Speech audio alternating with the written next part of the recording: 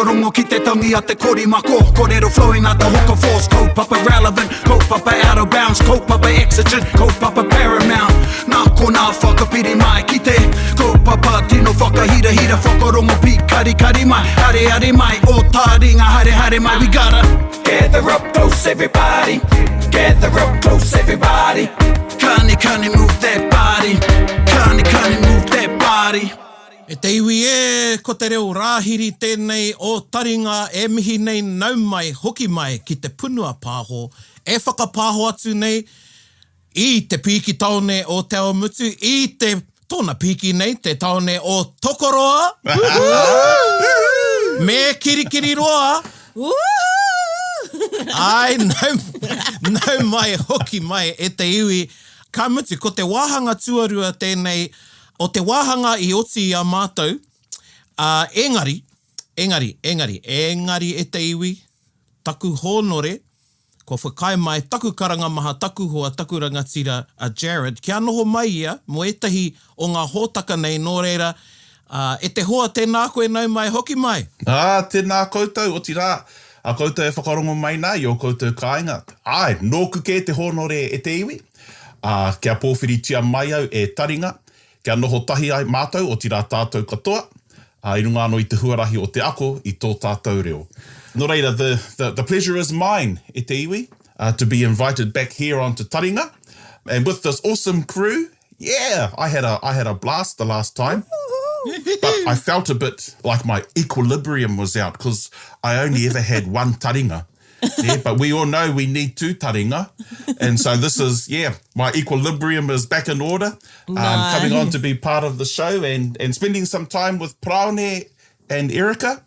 And our mate, Te Puaheiri, well, he can't be here today, but what an awesome kaupapa that's in front of him and his whānau at this time. Tika, and all the blessings to Te Puaheiri me te whānau. Engari, Te Puaheiri, kia tūpato koe. Jared's eyeing your chair up there, hoa. Engari, just to, kia mohi mai kote, this is going to be a regular installment for a bit with Jared, and it's the Taringa crew and MC Grammar. Oh my gosh, you didn't just drop that name. That's such a cool name. I love it. Well, it came out of a time where Praone, myself, and a few others who are part of another kaupapa promoting our reo, we were being a bit pōrangi. And actually, it was Praone that started it off. We had to give ourselves names. Not and surprised. I didn't want Praone to outdo me, so I tried to... and I think I got the best name that night. But, ko te raru, kei te mautonu. That's how good it is. Well, it's stuck. And what makes it even worse, I can't even rap. So, how about that? E hoa ko te takoto o te kupu, a koe nā tō rap. Kia ora. Ana. Pewhi ana koe, Erika? Kua hau, kei te pai, kei te tino ora hau. Oh, actually, kua hikinga te taumata ki te taumata tuarua. Yeah. Awa, kua he koe ki te, haere ki te hairdressers or te, Yeah, a bit of that, but I am looking forward to a trip back home to Whakatane, see my parents, go to the beach, all of that kind of stuff. Kia pai mai hoki. Kia pai mai hoki. Hoi anō e tai, taku mōhio kei a koe tā tātou kiwaha. Tō reira e te iwi, ko tā tātou kiwaha i tēnei rā, ko te tō something ai. Ne? Tō something ai. Tō something ai. Tō something ai. Māku pēr hei whakatauira, and then mā tētehi o kōrua, Erica, kōrua ko Praone, hei whakamārama mai, hea te tikanga ki o kōrua whakaro. So I'm gonna give our kiwaha in a context. I bags that Erica's got to give the whakamārama. Okay. Can you bag stuff for other people? Well, you can now. Okay. So I'm going to set the scene, Erica. Ka pai. Okay. A kaumātua, ka pai, has just returned from a young person's club, yeah? So the kaumātua's been out clubbing. Yeah. Yeah. And his kui is at home. And when he arrives home, this is what she says to him. Tō kaumātua ai, I haere koe ki tērā karapu. Ne? So tō kaumātua ai, tō kaumātua ai. So something like she's too old to be there? That's the one. Absolutely. Okay. Yeah. So, you're too old to be there, or you at your age. You Yeah. at your age. Yeah. Right. That context reminds me of my cousin, Yeah. my older cousin. And, in the context of today, I hope that kaumātua used his COVID tracing app when he entered it. I hope so. Well, you see, you could also manipulate the same kiwaha. You're going out to the mall or something like that, and you didn't take your phone with you. And you could say something like, tō pōrangi ai, kāre ko I hari I tō waia, or something like that. Yeah. Yeah. Yeah. Like, you're crazy. You didn't take your phone with you. Listening to those two kiwaha e tai, he paku rereketanga I wainga nui ngā me rua ne, because the first one is saying, at your age and you went to a nightclub, and the second one is saying, you're so silly or stupid for not taking your phone. So there's a difference between those two kiwaha. And if I was to sort of follow the first one, just say, because Erica's a professional photographer, if you don't know, e te iwi, we could go somewhere and, I don't know, we would go to the beach or something like that.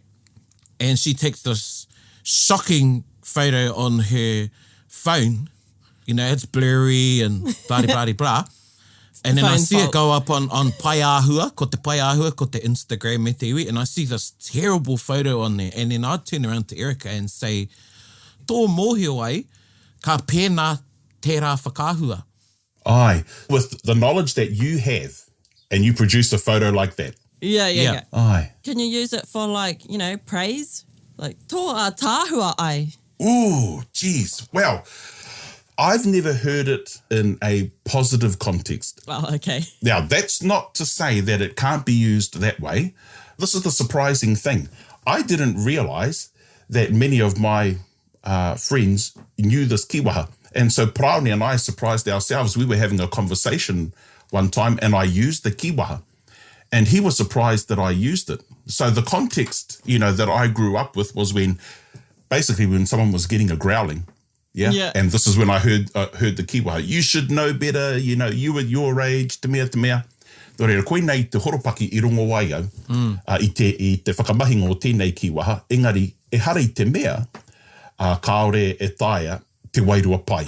Ne? He whakaro au e tai. Ai, he whakaro tōku. E hoki ana aku mahara ki tētahi o a tāua kōrero. And it was about some tikanga at a particular hui.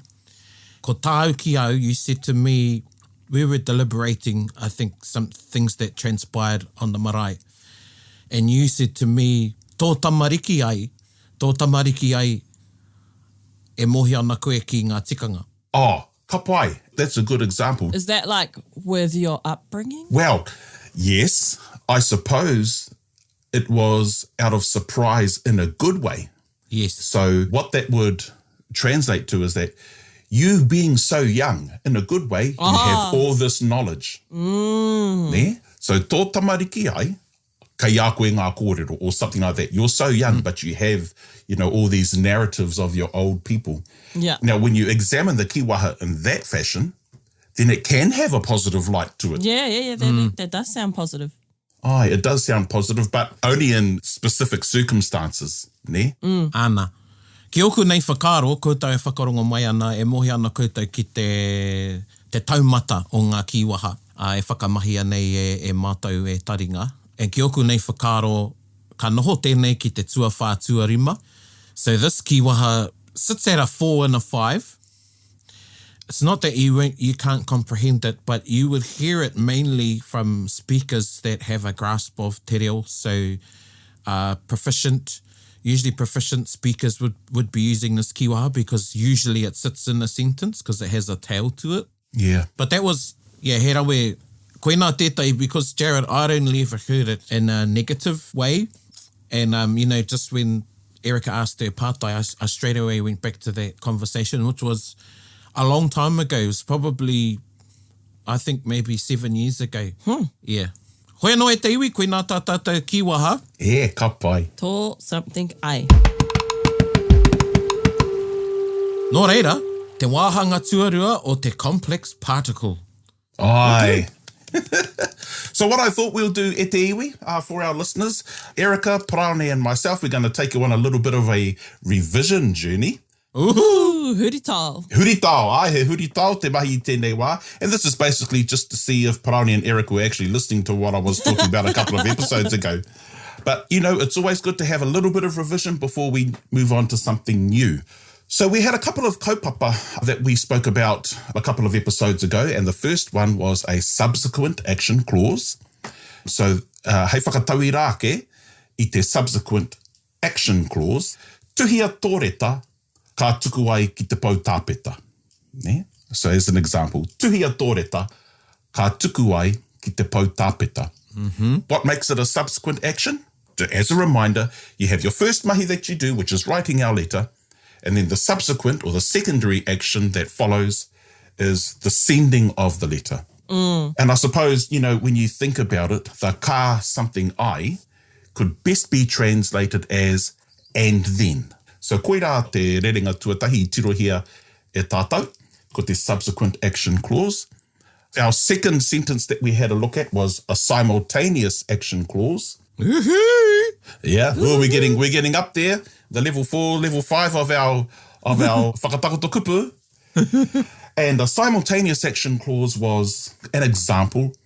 Tu mai ki konei, hakai pātere ai. Ne? Tu mai ki konei, hakai pātere ai.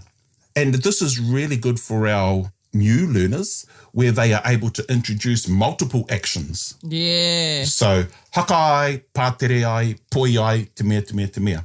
And so that's a simultaneous action clause, and this is just revision. Then we went up in the difficulty scale, and we had a look at something that's called a habitual action clause. An example would be, karakia ai te karaitiana I ngā rātapu. Yeah? Karakia ai te karaitiana I ngā rātapu.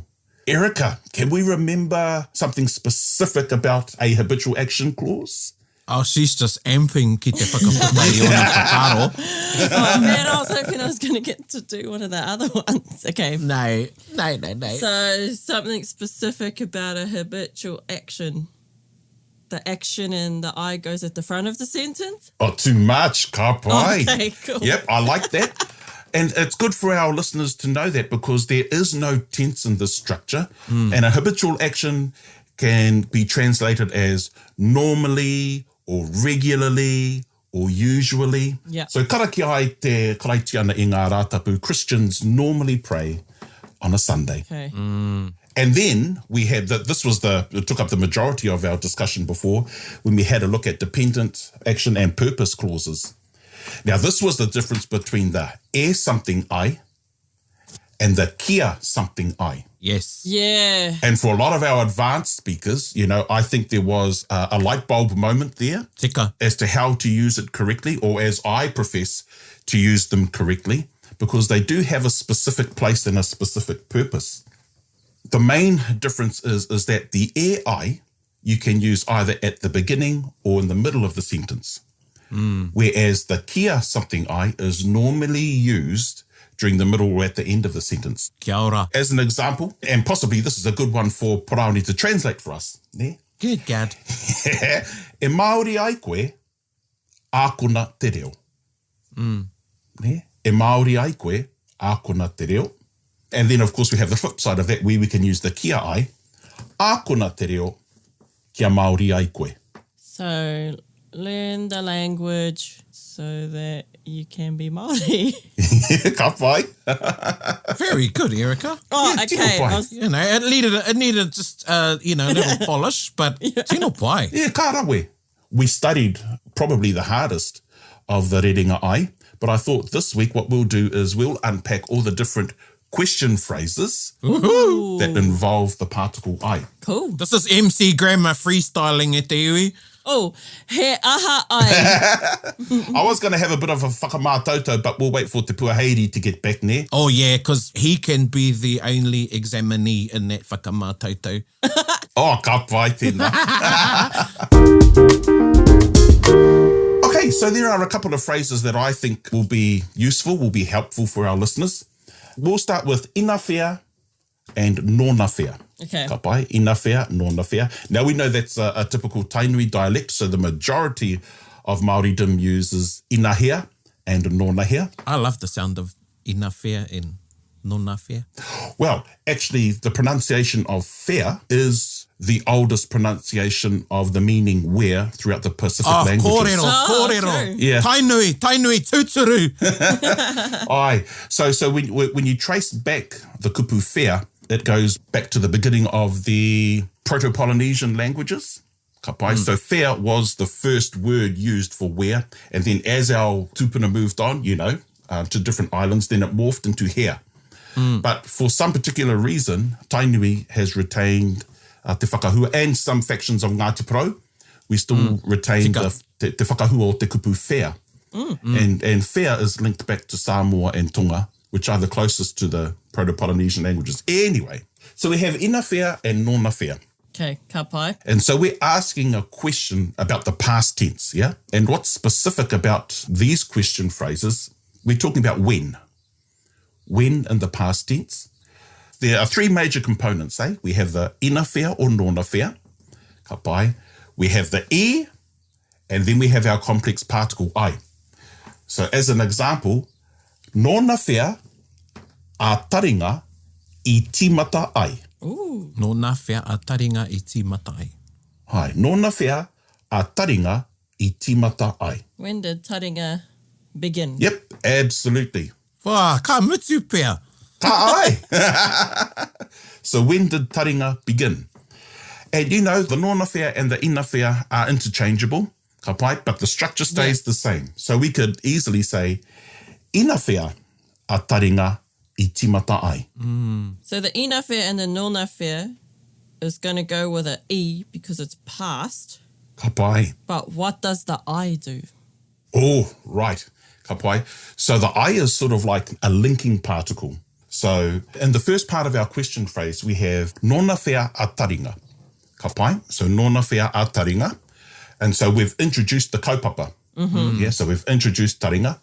Now the I tīmata ai, the I actually links the tīmata to the taringa. So it's a linking particle. Most sentences we have a direct object marker. Okay, well, we're getting complex at the iwi. We have a direct object marker, and that sort of like links the object to the action. However, in this particular question phrase, we don't have that. We don't have that in the sentence, so that's the function of the I. It links the tīmata, the action, to the kaupapa of the sentence, which happens to be taringa in this context. Okay. Nōna whea a Jared I kai ai. So it's linking the kai to myself, or nōna whea a Jared I haere ai ki te whare whakapakari tinana. And the answer you will get is never. So we can see that the three major components there are the ina whea or the nōna whea. So it's asking the question in the past tense. Ka pai. We've also got that e, which is also related to the past tense. And then we've got that ai, e te iwi, which links the action to the kaupapa of the sentence.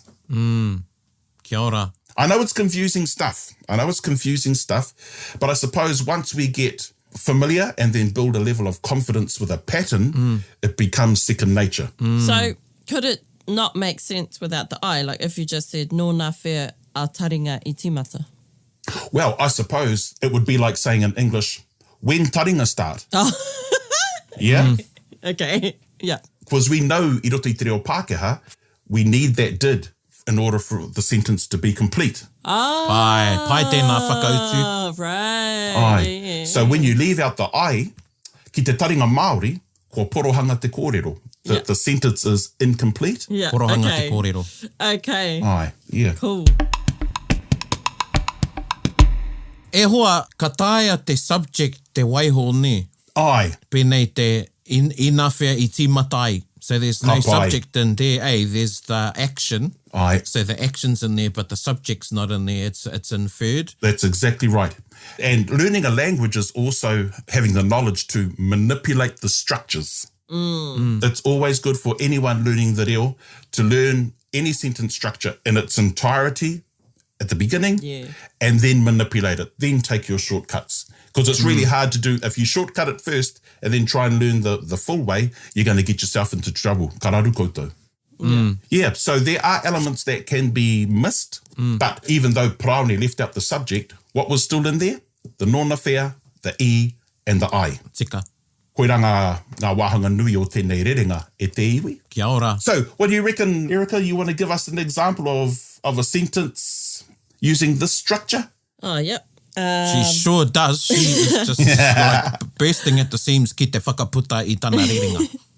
Okay, nō nā whea kōrua I oho ai. Tēnā koe. Ka pai. And he rawe tō whakamahi I tētahi kupu tūpou. Ai, tika tēnā, ka pai.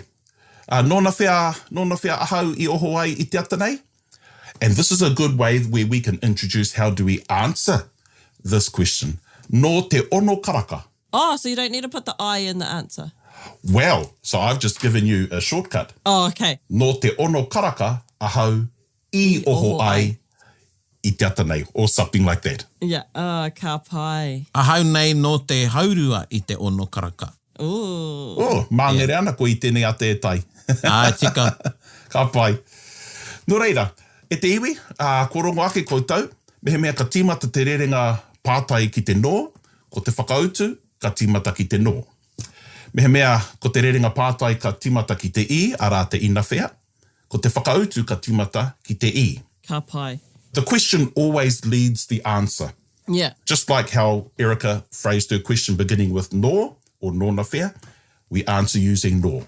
Kia ora. If she was to use the question phrase ina whea, then obviously we would answer using I. Kia ora.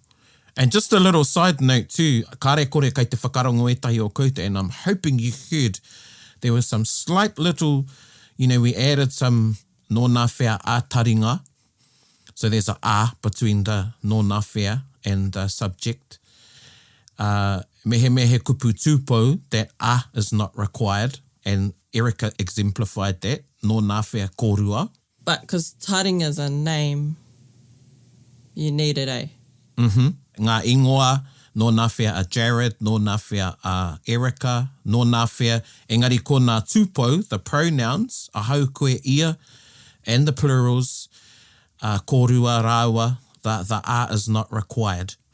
Nōna whea koutou, nōna whea rātou, I nā whea koe, I nā whea ia. Nō nā whea te kura I tīmata ai. Aye, and that's another good example. Oh, you're on fire, Erica? This girl is on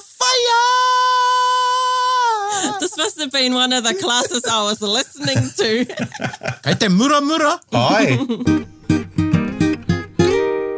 Can you do it around the other way? Like put the action before the kaupapa or person? Oh, Erica's smoking now. She's got some awesome questions. Smoky, auahi ana, auahi ana. Auahi ana. You can, but I think it's not a natural flow. Okay. So you can say, nōna whea I tīmata ai a taringa. Oh, okay. Ka pai? Yep. Nōna whea I tīmata ai a taringa. But I actually profess to use the other way. It has a more Māori flow. Ne? He Māori aki te rere o te reo. Nōna whea a taringa I tīmata ai. Ka pai? Okay, So you can ka pai. change them around e te iwi, engari kia tūpato. Just got to make sure you get the I's and the E's, etc. in Yeah. the right places. Ki au me toka te mea tuatahi, and kia u ki tēnā. Ai, whakai ana. Yeah. The structure we were discussing first, I think that should be our refer to structure. Okay. Within the knowledge, you can change them around, but we don't recommend it. Ka Ka pai. pai. Rawe. Awa, me koke tātou, ko rite koe ki te koke MC Grammar. Grammar time. And you've been spitting. I don't know if you know what that means, but you've been spitting it. Yeah, no, I don't know what that means, so don't show me up. I'm going, pao ka reo I te tuha You've tuha. been splitting that grammar. So this will probably be a structure that may confuse some of us. So let's go from the past tense question phrase to the future tense question phrase. Let's say challenge, not confuse. Let's, Ka pai. So as an example in English, when will Praone give my money back? Ka pai. And just like my whare whakapakari tinana, probably never. Hoi no e te iwi. when we have a look at our future tense question phrase, we're going to use the word āwhea or āhea. Yeah, so it's either āwhea or āhea. And so as an example, perhaps you were thinking to yourselves, when will Taringa start this morning? Ka pai, or when will Taringa broadcast this morning? We would use the question phrase, āwhea a Taringa timata ai. Āwhea a Taringa timata ai. Oh. Erica's got some questions, e te iwi, and you've probably got the same questions too, but she's going to be your voice. Yeah? So in the past one, we had the E in there, which helped indicate the past even more, paired with the no-ngāwhea or i-ngāwhea. So in the āwhea or āhea, I didn't hear one. Ka pai. And if you're listening to a native speaker, hopefully you won't hear one. Okay. And that's where a lot of confusion comes in, because people who have knowledge of using inawhea and no-ngāwhea, they know something comes before the action there. They know there's an E, something I. However, when they try to apply the same rules to the āwhea structure, they go, oh, future tense, I need to put an e in there. So some speakers will say, āwhea a Taringa e timata ai. To follow that structure, I profess that this structure, āwhea a Taringa timata ai, is the correct structure. Why does it have a particle missing? I don't know. Pātai atu ki ngā tūpuna. But it just seems that there's been a variation in this type of structure. Well, if you did add in an e, then it'll be getting mixed up with that other structure we spoke about at the beginning with the e I, wouldn't it? Well, it could do. Yeah, it could do. It can create some confusion. Pewhia mai o whakaaro e tai? E pēnā hoki oku whakaaro, e rite oku ki ou, iau e whakaaro ana ki e nei takotoranga, whakatakotoranga e rua, ka maharake, hea I kore e pēra. Engari, ki au kare pai te tangi. Ai. I think koina ke te mea kare pai te tangi, koetahi o ngā rerenga he whēra. Ai. Me tōku mōhio anō, arā e tehi, kai ako e hihe ana ki te whakataurite I e nei rerenga e rua. So I know that there are moves to try and manipulate the āwhea structure so that it's similar to the inawhea no-ngāwhea structure. And I understand the rationale behind that. E māramana ki au, he hā hoki tā te hunga e mahi whenei nei. Engari ki au nei, ka noho au ki ngā rerenga I rongo wai au I aku tūpuna. So, as an example, āwhea a Taringa timata ai. Ne? What do you reckon, Erica? Have you got a sentence for us, e kare? Yep. I've been writing stuff down. Āwhea tātou haere ai ki whakatāne. Oh, tino pai. Rawe rawa atu. Still got that auahi ana ki wafu for you, e kare? Eka. Āwhea a Jared, hoki ai ki te whare whakapakari tinana. Ai, ko taua whakautu anō e hoa mā. Kōrero tia mai anō tō rerenga, Erica? Āwhea tātou haere ai ki whakatāne. Ka pai, a te rā horoi nei tātou hoki ai o haere ai ki whakatāne. So just like the inawhea no-ngāwhea structures with āwhea, the response begins with a. Ka pai. So, a te rā horoi, a te mane, a te rua karaka, so on and so forth. And then if you want to give the extended version, a te rua karaka, tātou kai ai, or something like that. Yeah. Ne? So we obviously have the truncated answer, or if we want to give the full answer, we still follow the structure that was laid out in our question. Ka pai. Yep. And so like I said, you know, e te iwi koutou e whakarongo mai nā, ko te huarahi o tō whakautu, kei roti te huarahi o te pātai. Kia ora. Koutou e te iwi, you need to have a tutu me nei rerenga, a kōrero nei, a tuhi nei, ki te whakamātau I etahi o ngā rerenga. Ana he whēra anō etahi o ngā ture, ngā tikanga rānei o tēnei whakatakotoranga, āwhea rāua, āwhea koe, āwhea te kaupapa, āwhea te kura, āwhea a Jared, āwhea a Hine, Āwhea a mere, there you go again, mere. I always go to mere. Yeah, me whakamātau. Ai, ka pai.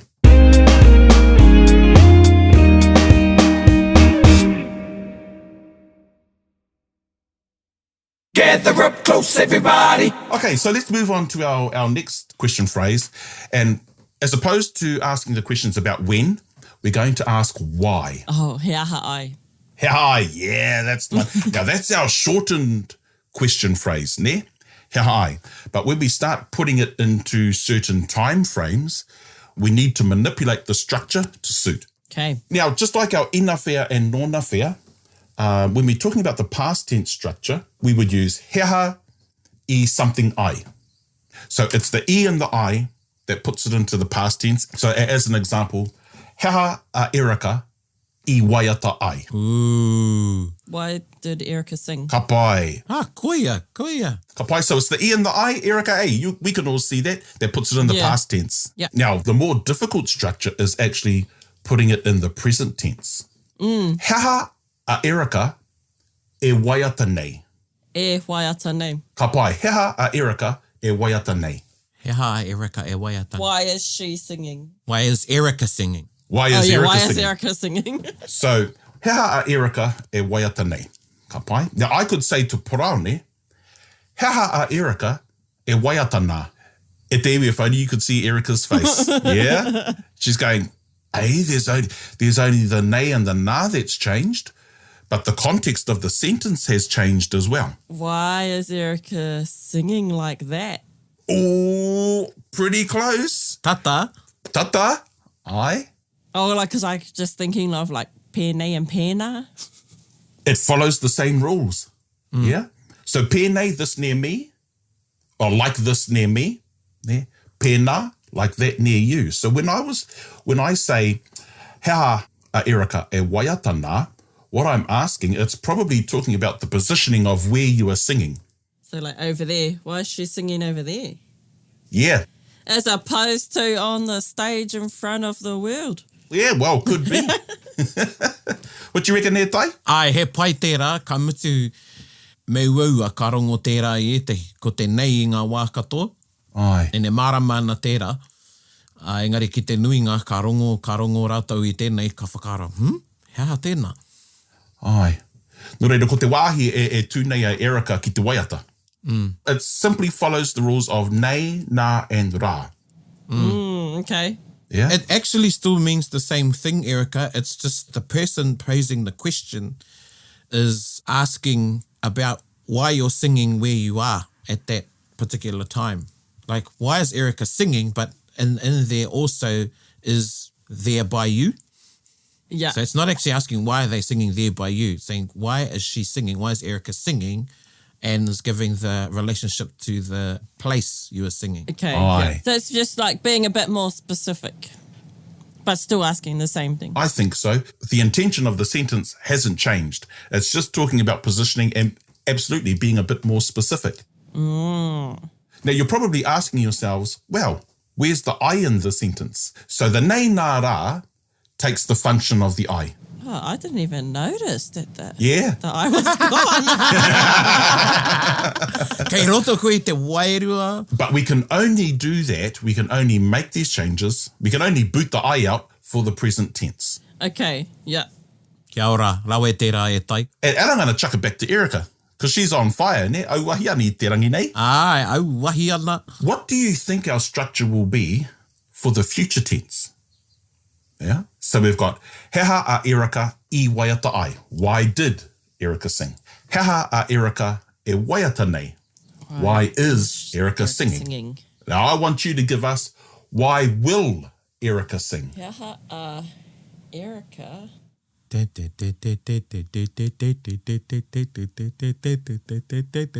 Is there an ah? Heha a Erika. This reminds me of that game show. Yeah. Oh, really? I'm not laughing at you, just so you know, Tewi. I'm actually I'm chuckling at her facials. My expressions. Yeah. Okay. He aha Erica. Replace the E with something else. Yeah. I can only think it must be an ah. Heha a Erika e waiata ai. Oh, but I thought if we use the e, we're using the nei nā rā. Oh, no, that's just for the present. That's it. Ka pai. Oh, okay. That fire's down to a smoulder now. Nah.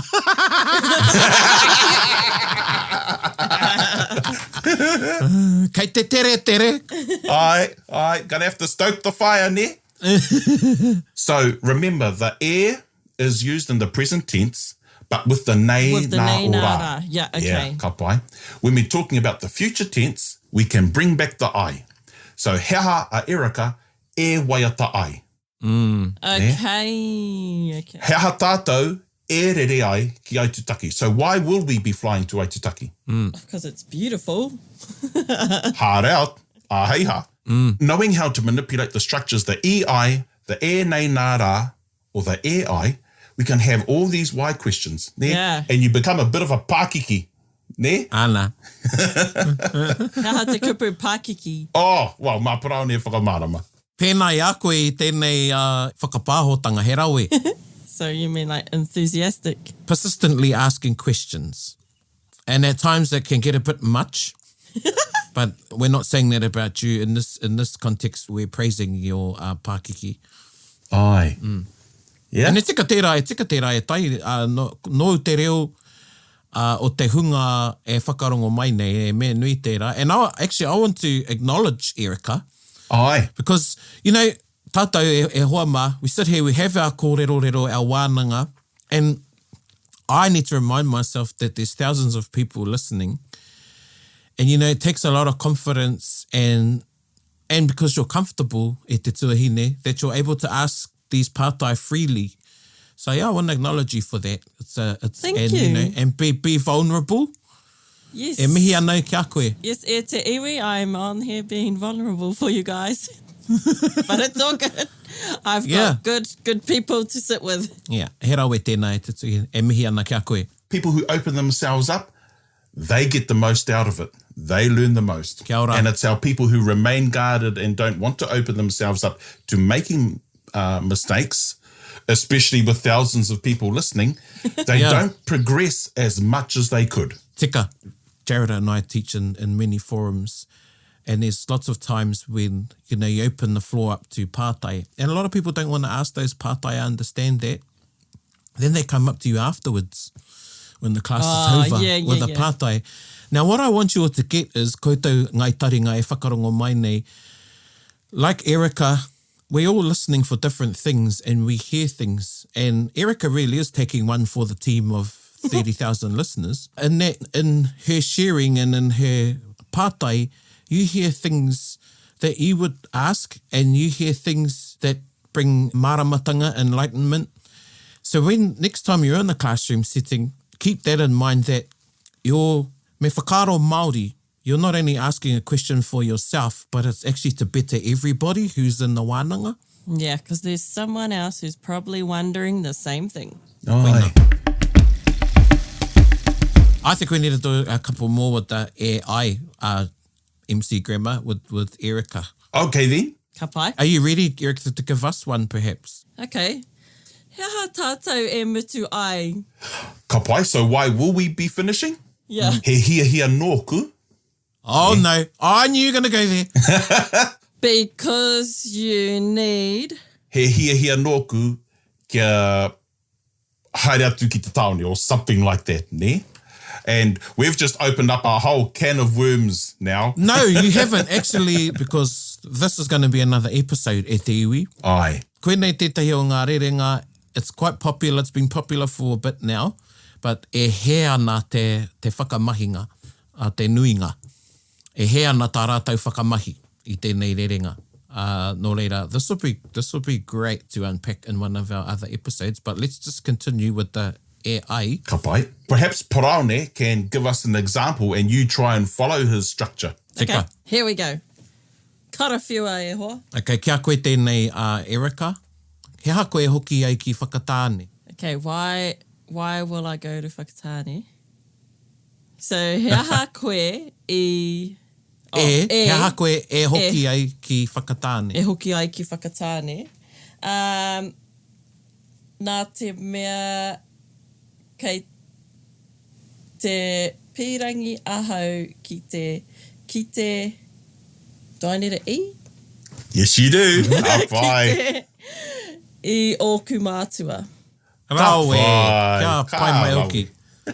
Ah. Oh man, it's, you know, when you two are looking at me, I'm always wondering, is there a And we're nodding. E, We ki, are nodding at the a, iwi. o? And we're like giving this encouragement through the screen. Like, you can do it. Encouragement nods. I wish we had a willing emoji that we can put up on our screen. Yeah, we're willing the answer. He rawera wātu. E mi ana, Erika, ko tino tupu koe e nei tau nei. Tika. Ai. And MC Grammar, we haven't even got into the he aha I kore ai. I know. And we'll have to pick up from there on our next hotaka, on our next episode. Yeah, so being able to negate the structures, that's where we have the real conversation. Yeah. So there are a lot of things happening. I mean, for a lot of our listeners, you know, that's enough for our episode. That's enough to try and... Ko nawhi. Ko rahi. Mo tēnei wā, engari he wā no tōna, me kōrero ngā whakakaoretanga o enei rerenga. So, you know, at another time, we have to address how do we negate these structures, because there's an art. But even asking the negating version of the question too. Yes. Ka pai. Yeah, why won't you be flying to Aitutaki? Ne? Why are you not singing? I'm not flying to Aitutaki because. Yeah, so unpacking all of those sentence structures. Rawe. He kaupapa anō, he wānanga anō. Tika. Ka pai. Ko rahi tērā I tēnei wā e tai, e te tuahine, and koutou ngai taringa e whakarongo mai nei. He wānanga. Anaka ki te koutou. He rawe tēnei wānanga. Ana. And you know, try it on. Koe nā tāku kia koutou. Have a go. Go back, listen to the episode. And, you know, taringa is like the Sally's, in some instances, Sally's gap filler. You know, but the house doesn't stand by itself with taringa. So, you know, use the plethora of resources that are available to you. You know, there's ko wareware au, engari anō, Hemi's got a new podcast. Well, it's unpacking some of his kōrero. We've also got Stacey Morrison. Then there's lots of other things online. Taringa is a part of the te reo Māori movement. Ka pai. So you need use taringa along, and I know a lot of you do, but just taringa is the go-to for a lot of you, but don't use taringa by itself. Koenei taku whakatena I a koutou. He mea whakakinaki. He mea kinaki. He mea He mea kinaki. kinaki. Ai. Ka pai. I love your pūkana. Hoi anō, kia huri ki tā tātou waiata. Anei te waiata kāmutu, kei roto I te waiata nei, tētehi tohu. Nō reira, whakarongo mai, anei ki ngā reo rōreka o te itikahurangi. Me te waiata nei, kia ngā wari.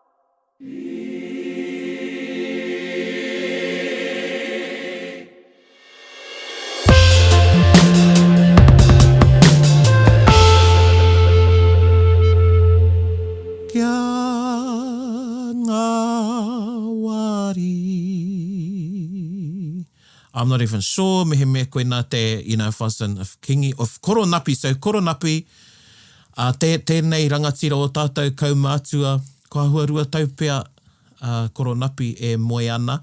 But he was renowned, in his day, he was renowned for his mastery of choral pieces, and this was one of his items that he taught to many kapahaka, and he spent a lot of time with Te Iti Kahurangi.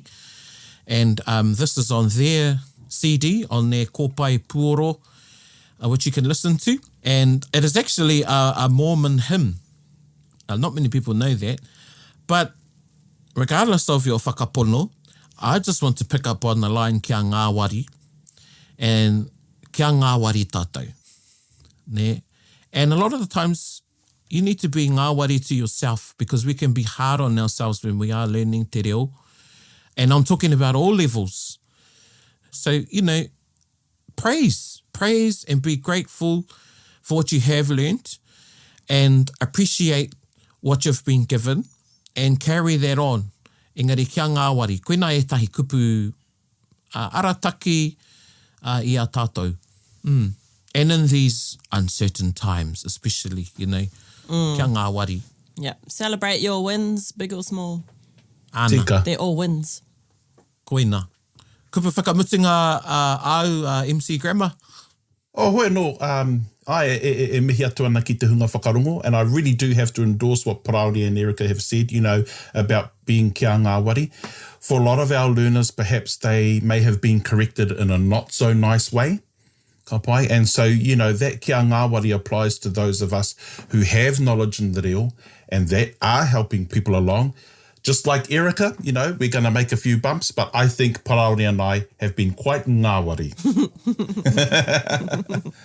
So I can't wait for everyone to tune back in again to Taringa, and we can move on with our journey and address some of those unanswered questions that you may have.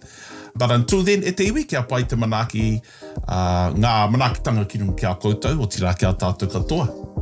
Kia ora. Kia ora. E rere tonu ana ngā mihi kia koe tai. Tō puku mahi ai, ka wātea mai koe ki tā tātou kaupapa ane kia Taringa. Nō reira, e mihi ana kia koe o tira, e te iwi, tēnā koutou, mehe mea koutou ka haere ki te whare piti piti kia ngā wari. Hoi anō, e mihi ake ana. Tēnā koutou, hei kona mai rā. Hei kona. Bit whakarongo, be kari kari. Get the rope close, everybody, buddy. Yeah, tahuri mai ki yo, whakarongo ki te tangi a te korimako. Korero flowing out the hooker force, kaupapa relevant, kaupapa out of bounds, kaupapa exigent, kaupapa paramount. Nā kona whakapiri mai ki te kaupapa tino whakahira hira, whakarongo pi kari kari mai, hare hare mai, o Taringa hare hare mai. We gotta gather up close everybody, gather up close everybody. Kani move that body, kani move that body. Taringa, he mea tuku nā te wānanga o Aotearoa. Nā te māngai pāho me irirangi te motu I tautoko. To listen to more episodes, search for us on your podcast app and subscribe, or follow us on Instagram and Facebook. Taringa, whakarongo mai.